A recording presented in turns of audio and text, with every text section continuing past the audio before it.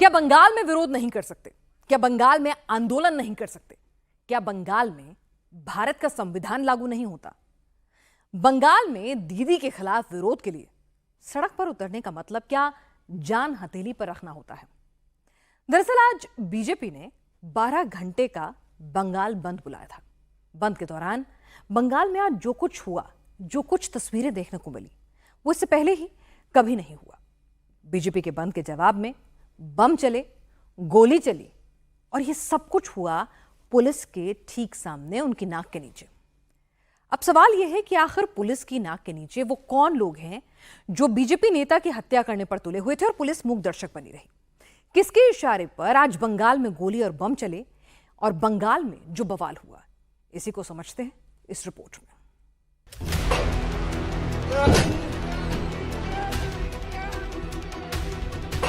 गोली चलाने वाला टीपू है या अंडा?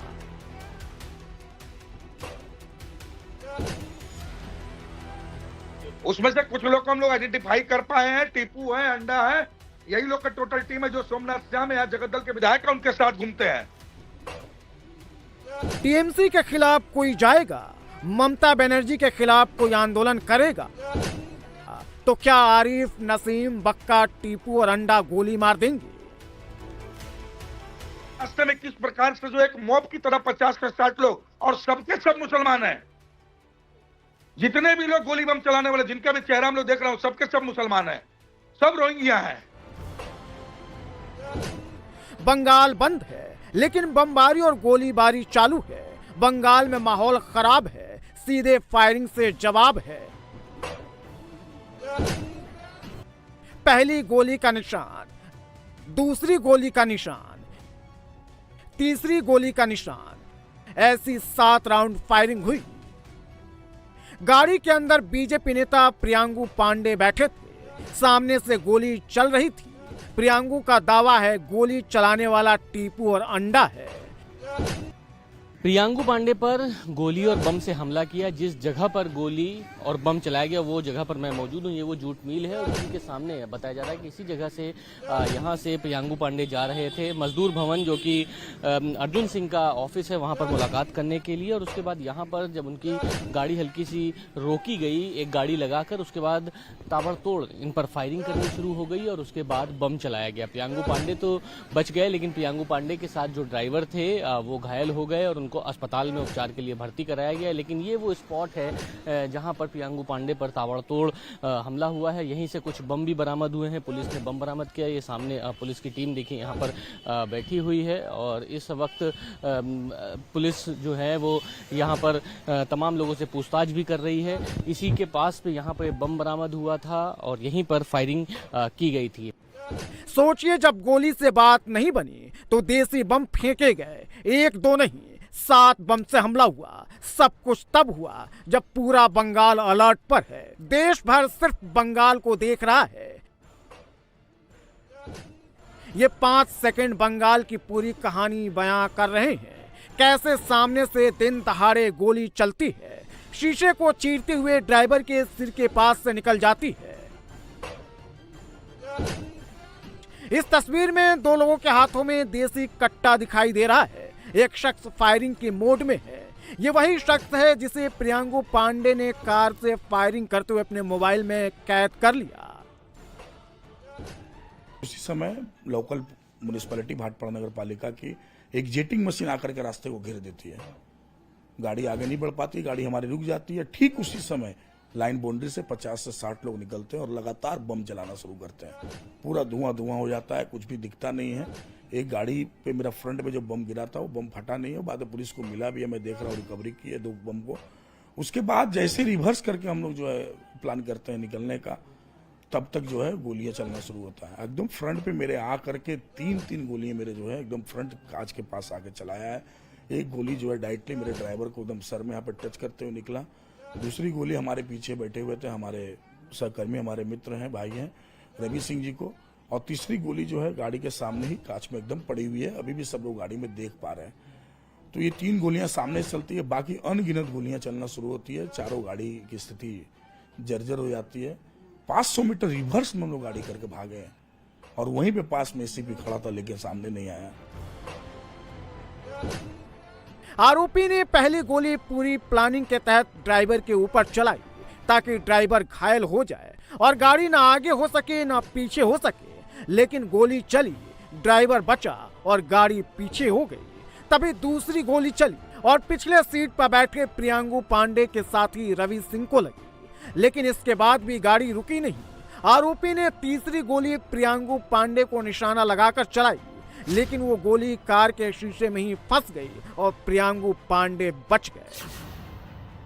प्रियांगु पांडे की गाड़ी पर बम और गोलियों से हमला हुआ है। ये वो स्कॉर्पियो है जिससे आप देखिए प्रियांगु पांडे जा रहे थे। सामने के शीशे पे आप देख रहे होंगे बम से हमला हुआ और उसके बाद शीशे पे ही 3 बुलेट्स के निशान हैं। आप देखिए ये पहला बुलेट का निशान है, 1, 2, 3 जो फायरिंग लगातार हुई है, जिसमें ड्राइवर घायल हुआ है। वो ये जो बुलेट लगी है वो उसके सर के पास छूते हुए बुलेट निकली है। उसमें जो प्रियांगु पांडे का जो ड्राइवर था वो तुरंत घायल हो गया और उसके बाद ताबड़तोड़ इस पर बम से हमला हुआ है। शीशे की आप हालत देख रहे हैं, बुलेट्स के साफ तौर पर निशान दिखाई दिया जा रहा है कि किस तरीके से प्रियांगु पांडे पर हमला किया गया। प्रियांगु पांडे का आरोप है कि इस हमला करने वालों में रोहिंग्या बांग्लादेशी जो है वो तमाम लोग शामिल हैं। ये जो गोली है बुलेट, ये देखिए ये सीधे यहाँ से जो है ये इसमें फंसी हुई है बुलेट। ये देखिए आप बुलेट, ये जो शीशे के पास जो बुलेट लगी हुई है ये अभी भी यहाँ पर फंसी हुई है। यहाँ पर जहाँ पर गणेश जी की मूर्ति लगी हुई है, बुलेट आपको साफ दिखाई दे रही होगी कि ये बुलेट अभी भी इसमें फंसी हुई है। 1, 2, 3 इस गोलीबारी में कुल 7 लोग घायल हुए हैं, जिसमें से 2 को ज्यादा चोटें आई है। बीजेपी नेता प्रियांगु पांडे सीधे सीधे टीएमसी पर अटैक का आरोप लगा रहे हैं। प्रियांगु ने जो लिस्ट बताई है उसमें आरिफ, नसीम, टीपू, अंडा ये सब टीएमसी की फायरिंग टीम है। प्रियांगु के मुताबिक ये सब रोहिंग्या है, ऐसे और लोग हैं जो टीएमसी के लिए काम करते हैं। इसके पीछे जगदल से टीएमसी विधायक सोमनाथ श्याम और बैरकपुर से सांसद पार्थ भौमिक है, जिन्होंने रोहिंग्या मुस्लिमों को पहले जोड़ा और अब दुश्मनों को तोड़ रहे हैं। वो सब जो यहाँ के जगत दल के एमएलए हैं, सोमनाथ श्याम और बैरकपुर का जो यहाँ का एमपी है पार्थ भौमिक, इन्हीं के साथ जो है मिचिल मीटिंग में घूमने वाले लोग हैं, इन्हीं के साथ रहने वाले लोग हैं। इन लोगों ने टोटल अटैक किया है और इस पूरे घटना में यहाँ के सांसद और जगत दल एमएलए के साथ साथ पुलिस भी जुड़ी थे। आपने बताया इसमें रोहिंग्या मुस्लिम शामिल थे जो जिन्होंने फायर किया। टोटली रोहिंग्या है, एक भी जो है नॉर्मल टोटल रोहिंग्या मुस्लिम है। हम लोगों के पास कई सारे नाम जो है चिन्हित होकर के, हाँ, ये टोटल जो है नाम हमारे पास आया हुआ है। ये नाम जो देखिए आप है, आरिफ नाम है, नसीम नाम है, ठीक है, बक्का बोल के एक लड़का है, ठीक है, अंडा है, ये सब लड़के थे चिन्हित होकर के हमारे पास आए हुए हैं। हाँ हाँ हाँ हाँ हाँ, टोटली ये लोग जो थे और यही लड़के लोग जो है फ्रंट पे थे, लेकिन और भी लोग 50 से 60 लोग थे और सभी के हाथ में जो है बम और मशीन था। प्रियांगु पांडे पर अटैक यानी सीधे अर्जुन सिंह को मैसेज, टीएमसी के खिलाफ खड़े होने वालों को मैसेज, बीजेपी का झंडा उठाने वालों को चेतावनी है। जगदल और भाटपाड़ा नॉर्थ 24 परगना के ये वो इलाके हैं जहां पुलिस की खास नजर रहती है। यहाँ मिक्स आबादी है, हिंदू बंगाली के साथ हिंदी भाषी भी हैं, तो मुस्लिमों की भी खास आबादी है। दल बदलते ही यहाँ बम चलने लगते हैं, जोड़ा फूल का झंडा छोड़ते ही हत्या कर दी जाती है। जिंदा रहने के लिए इलाका ही नहीं जिले को छोड़ना पड़ता है। ऑलरेडी हम लोगों ने 8 लोगों को अरेस्ट किया है। लोग जो हैं इलाके के वासी हैं, उसी इलाके के लोग हैं और किन कारणों से गोली चली है वो हम ऑलरेडी इन्वेस्टिगेशन स्टार्ट हुआ है, उसमें बहुत जल्दी ये सामने आएगा।